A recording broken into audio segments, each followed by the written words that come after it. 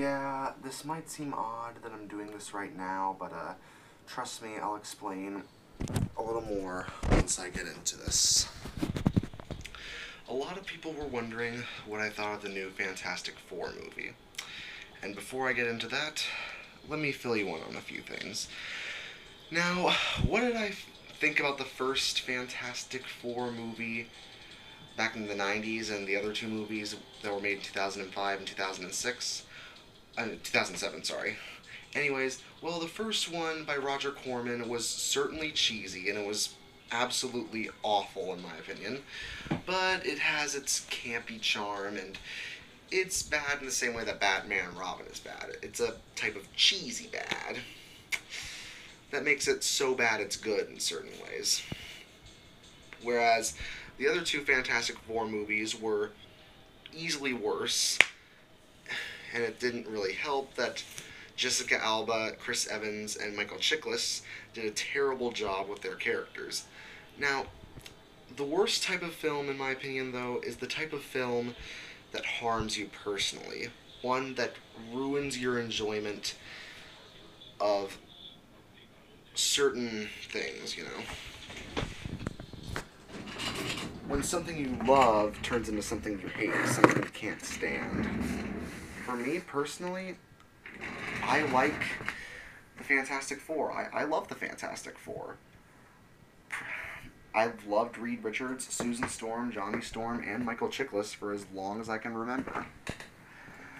And I love movies, and I love the fact that I get to talk about movies and post reviews on Facebook and YouTube. But when I saw the Fantastic Four movie back when it came out on the 7th of August, I was just so freaking done with the Fantastic Four. If there were any Fantastic Four comics I had in my little library that you see there, I would have destroyed all of them in rage. If there were any Fantastic Four shirts that I had, I would have burned them all. You could call this the comic book movie to end all comic book movies when it comes to how bad it is. Why? Well, let's get into it. And since I'm doing it in a vlog-style review, I guess I'll go over the story, the effects, and the acting, and tell you why this movie sucks. So let's start with the story. The story in this film, I don't think I'm going to break any hearts when I say that the story really isn't that in-depth or really that interesting. It's the same tired origin story that we've seen not only from the other Fantastic Four movies, but from nearly every single bad superhero film that we've seen in years. I'm including the ones from the 90s like Steel as well. Most of this film is just watching Reed Richards, Ben Grimm, Johnny and Susan Storm talking inside that bunker, as we go through their boring origin stories of how Reed Richards was a genius who was picked up by Mr. Storm, Johnny and Susan's father, to work at the Baxter Laboratories, because Mr. Fantastic found found out how to create portals, and he uses this portal to go into another dimension with Susan Storm, Johnny Storm, and Ben Grimm. And when they're into the dimension, they end up getting superpowers, which you'd think once they get their superpowers, the film would get a little more interesting, but turns out after they get their superpowers, most of them just mope and dope around that bunker for minutes and minutes on end, and it's so boring. This would have benefited from some better dialogue, but the writing is awful. It plays their tropes so straight with no surprises, and the whole film is filled with cliches.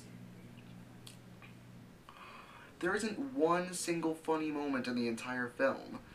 And the Fantastic Four, they're partially comedy superheroes if you think about it. So a few comedic moments would have sufficed.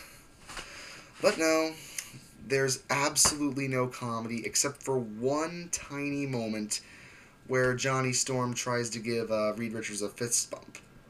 That's the only thing that even cracked a smile out of me, and that was in the trailer.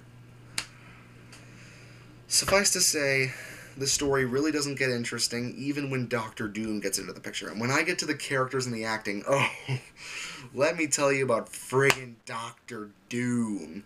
That guy played by Toby Kebbell, he's the worst Doctor Doom ever. Yes, even worse than whoever played him in the Jessica Alba movies. But when it comes to the story, the Fantastic Four get together, they get their superpowers, nothing happens for like an hour. Then Doctor Doom decides to take over the world for reasons that aren't explained. Then he decides to kill people on Earth and just, I don't know, take over this new dimension that they're in for reasons that also aren't explained. And then the Fantastic Four fight him with a really friggin' boring action sequence that only lasts maybe 1 to 2 minutes at the most, and then the film ends. Yeah, there's no real climax to the film. It goes with that fight sequence, Doctor Doom's defeated, and right when Reed Richards is about to say the Fantastic Four name, the movie just ends. So basically, the story is entirely disappointing. So let's move on to the effects. The effects of the film, I will say this, there are a few effects that do work. I mean, I think the CGI that they did on the Thing was pretty good. He is a better looking Thing than Michael Chiklis was in the 2005 and 2007 Fantastic Four films. And also, some of the CGI with the Human Torch is pretty good. I mean, he actually does look a lot more like the Human Torch than Chris Evans did, even though he's played by Michael B. Jordan. But when it comes to what's bad about the effects, well, have you seen some of the screenshots of Doctor Doom? That is some of the worst CGI I've seen in a superhero film. If I show you a picture of Doctor Doom, would you say that that would be a good character design for a 2015 superhero film released by 20th Century Fox worldwide? The Doctor Doom in this film looks like it was designed by a brain-dead 6-year-old. And when it comes to the rest of the effects, most of them look very amateurish. They look like they were made in 2007. Some of the effects from the 2007 film look better than the effects that they have for Reed Richards and Susan Storm and some of the other characters now. This is just unacceptable for a superhero film released in 2015. You'd think they'd be embarrassed to show these effects to the people coming into those movies expecting something as good as the Marvel films. But I guess 20th Century Fox just thought, let's just release these effects anyways so we can maximize the target audience no matter how bad the film looks. Finally, let's go over the acting. Now, suffice to say, there are no good performances in this film. Miles Teller does a terrible job at being Reed Richards. There has never been a good Reed Richards, at all. And Miles Teller, despite the fact that I love him from Whiplash, it's not his fault. The script is what's at fault. There are no good performances because the script is so terrible. Kate Mara is also the worst Susan Storm of the bunch. It really does suck because I do like Kate Mara, and I hoped that we could get a strong female character in this film, and turns out she's the weakest Susan Storm I've seen in the entire comics run. And I'm including the 1960s Susan Storm. Yeah, the 1960s Susan Storm, who was treated with sexual harassment on an issue-based basis, is even more competent than this Susan Storm. Jamie Bell is basically given little to nothing to do, even when he's used as a military weapon. And he's pretty forgettable, even when it comes to him being the CGI thing. And Michael B. Jordan, some people might give him a pass because of the online racists who think that the Human Torch can't be an African-American guy. But I'm sorry, he's just as bad as everyone else. No one was going to leave this script unscathed. Yes, it's not Michael B. Jordan's fault. Yes, he is a good actor. I mean, I liked him in Chronicle and Fruitvale Station, but not in this film. But I'm sure when it comes to another superhero film that he might be a part of, I'll see it. And all the other actors, they're forgettable. Toby Kebbell, though, in my opinion, really has the icing on the cake for the absolute worst actor in this film. He portrays Doctor Doom in a way that's so generic, so lazy, and so campy to the point where I think it's the worst performance in any superhero film. In what's already, in my opinion, the worst superhero film of the 21st century. Alright. I know I've been insanely negative throughout this entire film, but that's the way I feel, okay? This film is awful! Utterly terrible. I can't stand it. Look. There's one more thing that I want to mention before I end this video. The director, Josh Trank, never even took the film seriously at all.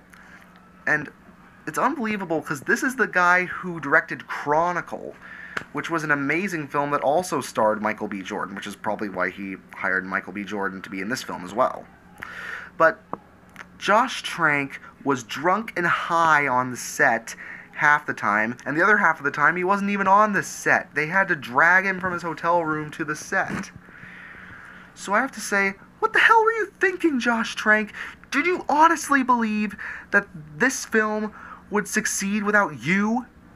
You're a director! Do your job! Oh my god. It's so late, I'm so tired, and I'm so tired of these freaking awful superhero movies. I mean, if you're somehow a fan of the first few Fantastic Four films, I guess maybe you can see it, but I don't even think the fans of those films would like this film. It's just that bad. So, when it comes to my rating for the Fantastic Four film, for the story I'd give it a 2 out of 10, because barely anything happens. It's a complete bore throughout. The effects I'd give a 3 out of 10, because there are a few good effects, but when Doctor Doom, Reed Richards, and Susan Storm's effects look as bad as they are, that's where I draw the line. And for the acting, 2 out of 10. No one has a good performance. No one leaved unscathed, especially not Toby Kebbell. So for the final verdict, I give it a 2 out of 10. It only escapes being a 1 out of 10 because of a few good effects and because I practically knew the film was going to suck anyways. For a film to get a 1 out of 10, it has to really surprise me with how awful it is. If you want my recommendations, go and see any other film that's coming out right now. I mean, go see Ant-Man. I just saw it earlier today, and that was amazing. It was one of the... And that one's actually part of the Marvel Cinematic Universe, unlike this film. Go see Mission Impossible Rogue Nation. I heard that one was amazing. Go see The Gift. I mean, that one I heard was an amazing thriller. Or Shaun the Sheep the movie, or Straight Outta Compton. Anything but this. Anyways, that was my review of Fantastic Four. Do not see it. But if you've already seen it, do you hate it? Do you love it? If you love it, my God, please just tell me why, okay? Because honestly, I don't know if I can stand another one of these terrible, god-awful movies about one of my favorite superhero teams. Good night. I'm gonna try and get some sleep.